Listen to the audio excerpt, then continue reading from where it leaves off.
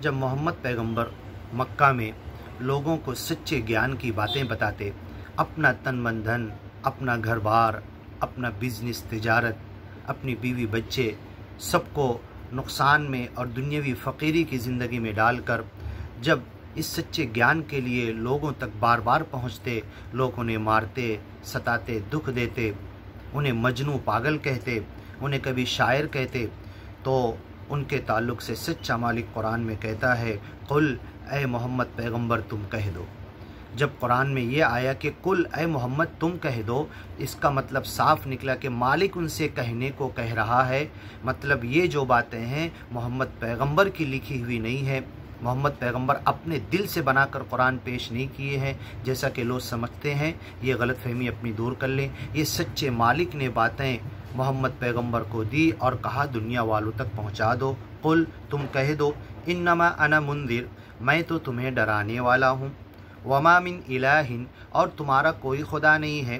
الا الواحد القہار، اگر تمہارا کوئی خدا ہے تو صرف ایک ہے، واحد القہار، جو بہت غصہ کرنے والا ہے، قہر اور غضب والا ہے، ایک دن سزا دینے والا ہے، ہر ایک کی پکڑ کرنے والا ہے، سچے گیان اور ایمان کو جھٹلانے والوں کو ان کے کیفر کردار پر پہنچانے والا ہے، ان کے فیٹ، ان کا انجام کیا ہونے والا وہ ایک دن ان کو بتانے والا ہے۔ رب السماوات، وہ رب تو ایسا ہے جو آسمانوں کا رب ہے، والارض، اس زمین کا رب ہے، وما بینہما، اس زمین اور آسمان کے بیچ میں جتنی چیزیں ہیں ان کا بھی رب ہے، وما بینہما العزیز الغفار، جو عزت والا ہے اور تمہیں معاف کرنے والا ہے۔ اگر معافی کے لیے تم آؤ اور سچے گیان اور ایمان کی طرف آ جاؤ تو تمہیں معاف کرنے کے لیے بھی بیٹھا ہوا ہے۔ قل، ان سے کہہ دو، ہوا نبأ عظیم، یہ جو باتیں گیان کی اس قرآن میں تمہیں سنائی جا رہی ہے، بتائی جا رہی ہے، اور نبی رسول پیغمبر ان کے ساتھی غریبی اور فقیری میں اپنا سب کچھ دنیا کا چھوڑ کر تمہارے پیچھے پہنچانے میں لگے ہوئے ہیں،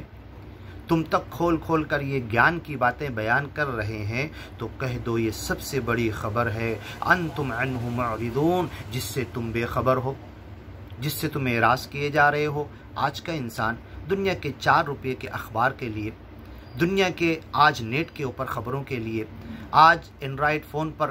دنیاوی خبروں کے لیے کتنا اتاولا ہوتا ہے، ہر وقت اپنا وقت، اپنا روپیہ، اپنا پیسہ، اپنی صلاحیت، اور ہر وقت ادھر ادھر کی خبروں کے لیے ٹچ کر کے وہ خبریں ہی نکالتے رہتا ہے، جس میں ہماری زندگی کی خبر ہے، جس میں ہماری موت کی خبر ہے، جس میں ہمارے جینے کا سامان، جینے کا راستہ بتایا گیا ہے، جس کتاب میں ہمارے مرنے کے ساتھ کیا ہوگا وہ بتایا گیا ہے، جس کتاب میں ہمارے پہلے والوں کے ساتھ کیا ہوا وہ بتایا گیا ہے، جس میں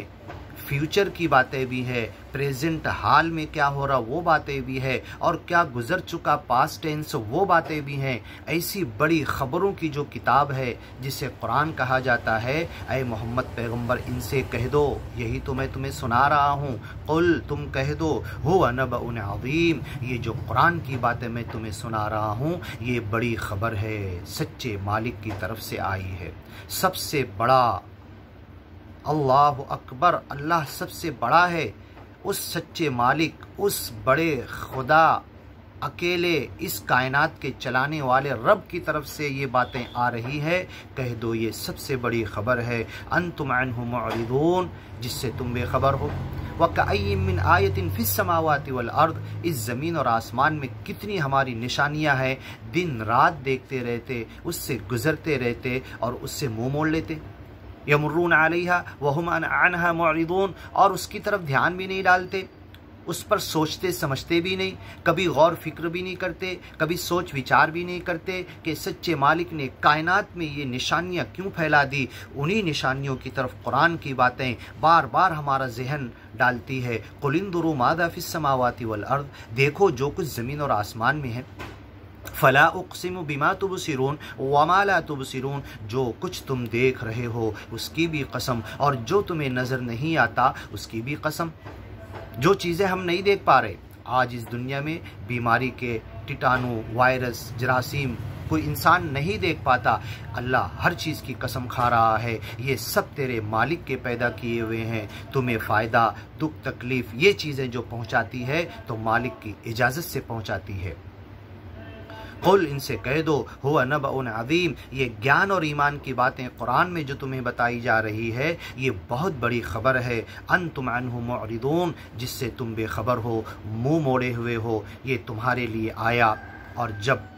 मालिक सज़ा के लिए पकड़ करेगा तो इंसान कहेगा लक़द जाअनी, मेरे पास तो कुरान आया था, सच्चे ज्ञान की बात आई थी, ईमान और सच्चे मालिक के नाम सिमरन करने की बातें मेरे पास आई थी, मैंने उसकी तरफ ध्यान नहीं दिया, मैं दुनिया की तरफ भागा। लक़द जाअनी अदल्लनी अनि ज़िक्र, शैतान ने मुझे इस ज्ञान की बातों से गुमराह कर दिया। बाद इज़ जाअनी, जबकि वो मेरे पास आया था। ये पछता कर कहेगा, लेकिन मरने के बाद का पछताना कोई काम नहीं देगा।